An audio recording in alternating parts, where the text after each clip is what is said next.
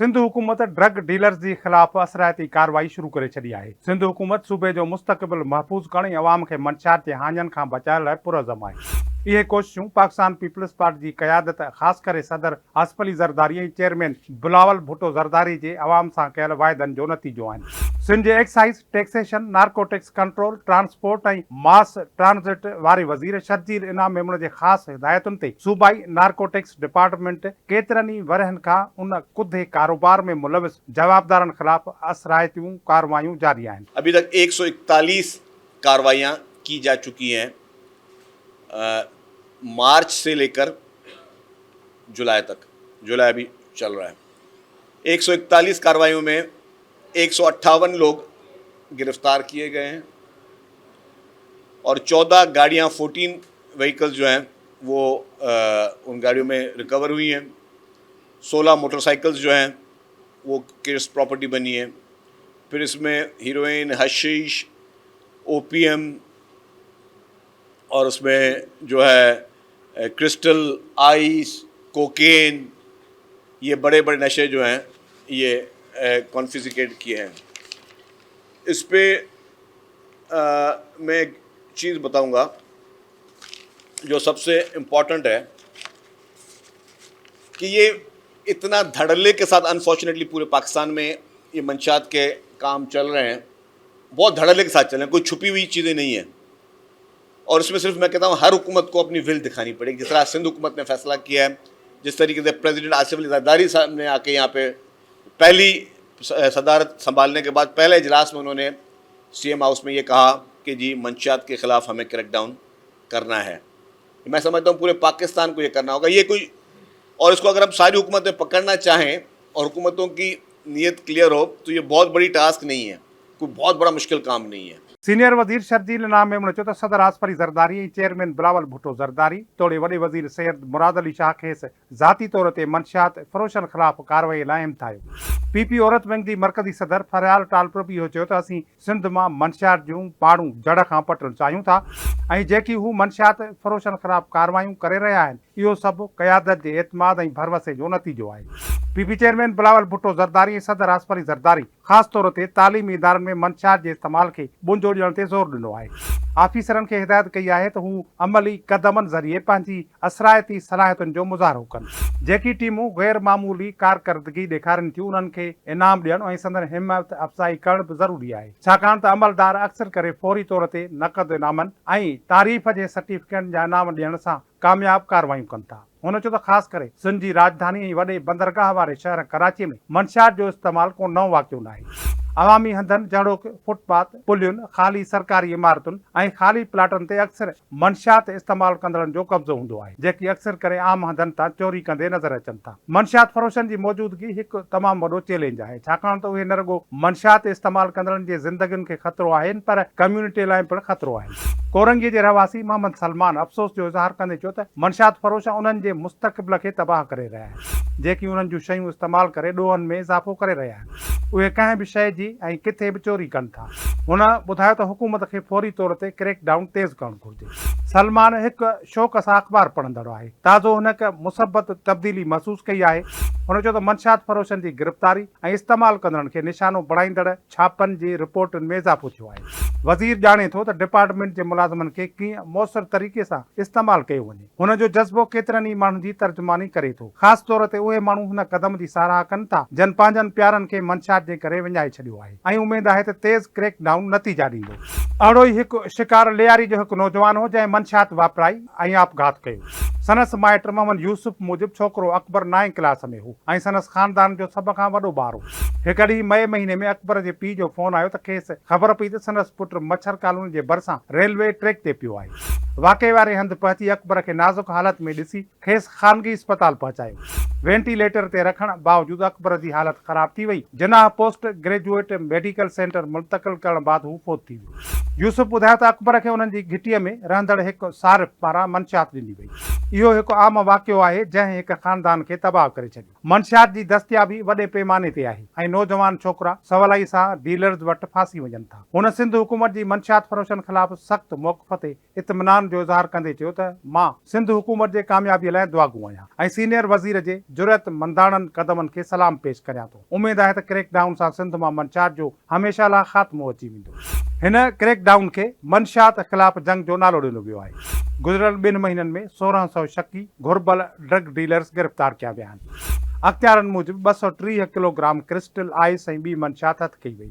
10 जून ते ज़िले मटियारीअ में आम चेकिंग दौरान फायरिंग जी ॾे वठि में ड्रग्स डीलर अनवर सिपियो खे ज़ख़्मी हालत में गिरफ़्तार कयो वियो, जंहिंखे इलाज लाइ इस्पताल मुंतक़िल कयो वियो। संदसि गिरफ़्तारीअ जी वाखाण कई वई आहे। सिंध हुकूमत ख़ासि करे तालीमी इदारनि खे मंशियात खां पाक करणु चाहे थी। मई में कराचीअ में कामयाब छापो हणी कुर्बान अली शाह ऐं संदसि साथीअ खे गिरफ़्तार कयो वियो। पुछा गाछा दौरान जवाबदारनि शहर जे मुख़्तलिफ़ इलाइक़नि में हलंदड़ 150 मंशियात फरोशन बाबति ॼाण ॾिनी। हुननि इंकशाफ कयो त इहे डीलर्स न रुॻो तालीमी इदारनि में पर शहर जे भरपासे वारनि इलाइक़नि में बि मंशियात जी फराहमी कंदा हुआ। एक शख्स हमने यहाँ पे गिरफ्तार किया, कुर्बान अली शाह।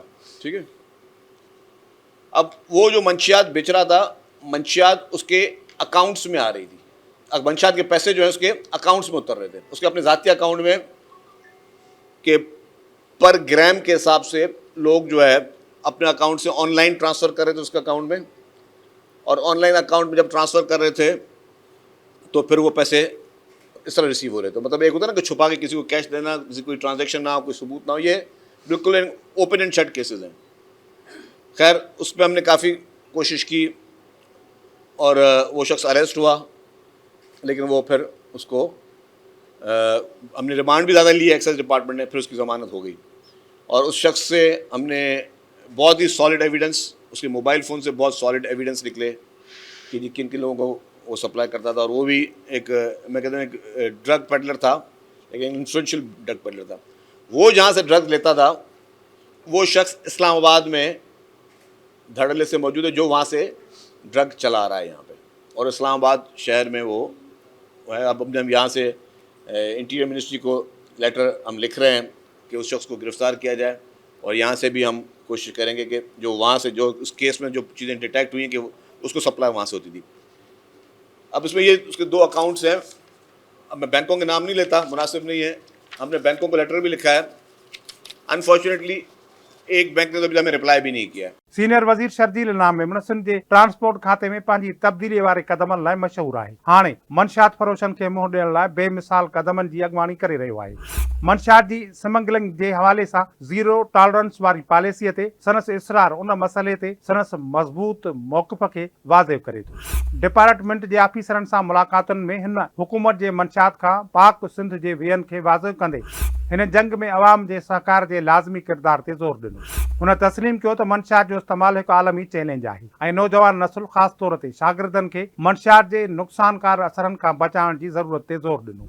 उन मक़सद लाइ सिंध हुकूमत शागिर्दनि जी ड्रग टेस्ट कराइण जो इरादो रखी थी। कंहिं बि मुसबत केस खे मुकमिल राज़दारीअ सां संभालींदी।